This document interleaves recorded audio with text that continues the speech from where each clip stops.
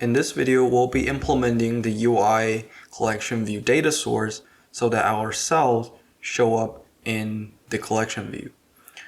Our code looks the same as the last time we left it, except for two parts.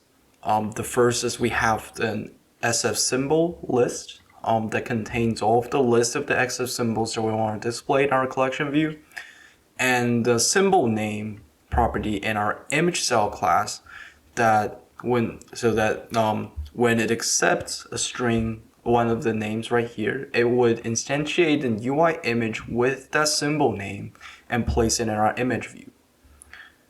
So in order to implement our data source, we first want our view controllers to conform to the UI collection view data source protocol. And the easiest way to do it is through an extension.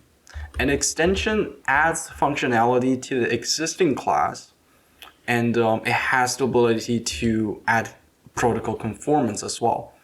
Usually you can use an extensions to add stuff such as functions to extend the current class, or you could extend protocol performance, which we're gonna do for our UI collection view data source.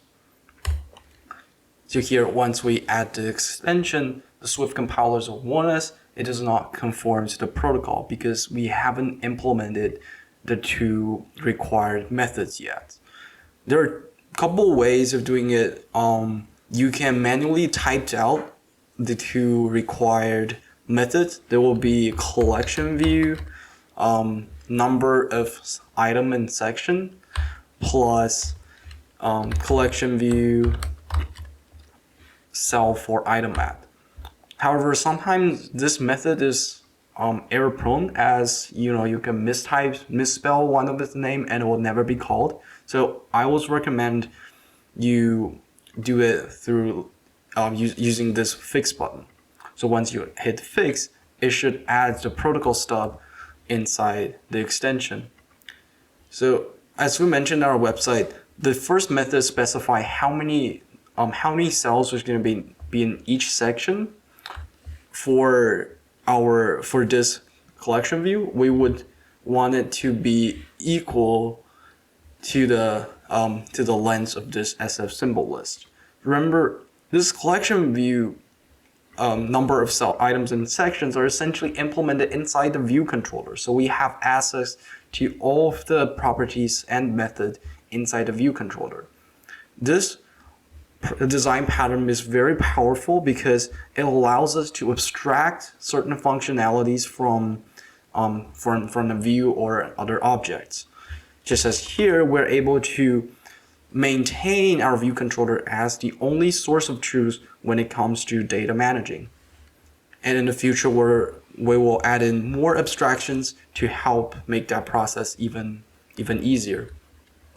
So here we're gonna say SF symbol.count. This will return the number of items in the SF symbol list. And the second one we're gonna implement is cell for items at. For the cell for items at, there is sort of a boilerplate for you to remember. You want to type let's cell, and the next one we're gonna use collection view. So collection view will be the collection view passed into this data source method dot dequeue reusable cell with identifier 4, or use this method to retrieve an instance of the cells that we registered during the initialization. Here, the reuse identifier, we could just call the image cell dot reuse identifier because that's what we set in the when we registered it. And for the index path, it generally doesn't matter because we didn't define any behavior with respect to different index paths. Next, we want to typecast our cell into image cell because we want to be able to populate our symbol name, right? But the dequeue reusable cell is returning the static type for a DQ reusable cell is a UI collection view cell. Even if the concrete type inside, as we know it, should be image cell, we still have to typecast it to get the image cell. So here we can use a forced downcast because we know that it's safe, because that's the only thing that will come out from the DQ reusable cell method.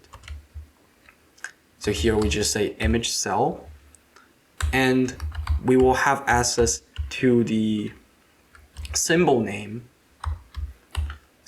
property, because that's what we have here. The symbol name should be the SF symbol, one of the items in the SF symbol correspond to the index path. The index path has two important properties. It has the section and it has the index number of the item in that section. So remember, because by default we only have one section, so the item number will automatically be corresponding to the index number of the SF symbol. So here we just need to say SF symbol and use a subscript and index path dot item. Finally, once we're done with configuring our cell, we should return it. So right now, if we run our app, there is this one last thing to do. Here we declare view controller's conformance to view UI collection view data source.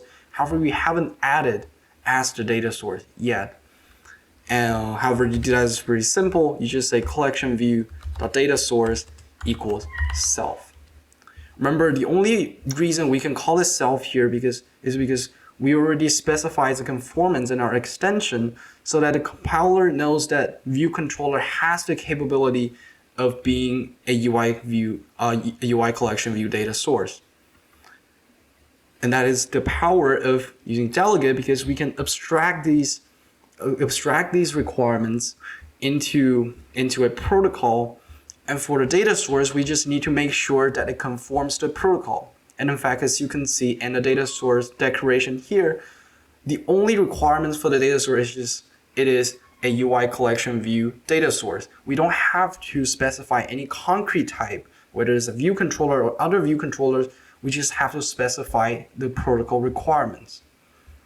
So here, if we run our app right now, we should be able to see all of the SF symbols populated in one collection view. So that's the end of this video. I will see you next time.